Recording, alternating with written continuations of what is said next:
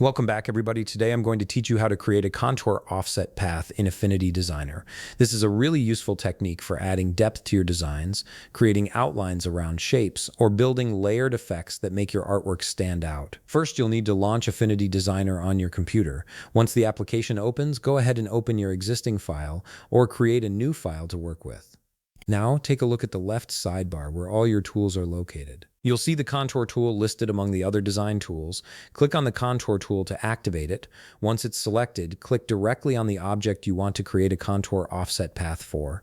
This tells the software which shape you're working with and prepares it for the offset effect. With the contour tool active on your object, you can now drag the edges to create your offset path. Simply click and drag outward to expand the contour, or drag inward to contract it. This creates that offset effect you're looking for, essentially generating a new path that follows the outline of your original shape at whatever distance you choose. Next, you'll want to refine how the corners of your offset path appear. Look up to the upper left panel where you'll find corner style options. Here you can choose between mitered, rounded, or beveled. Each option changes the appearance of the corners on your offset path. Mitered gives you sharp, pointed corners, rounded creates smooth, curved corners, and beveled produces flat, angled corners.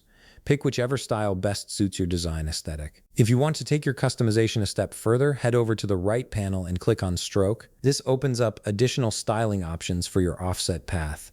Navigate to the width setting within the Stroke panel. You'll see a slider here that allows you to adjust the width of your stroke. Move the slider left to make it thinner or right to make it thicker, giving you precise control over the final appearance of your contour offset path. And there you have it. You've successfully created a contour offset path in Affinity Designer with complete control over its appearance and styling. If you found this video helpful, please leave a like, subscribe, and see you in the next video.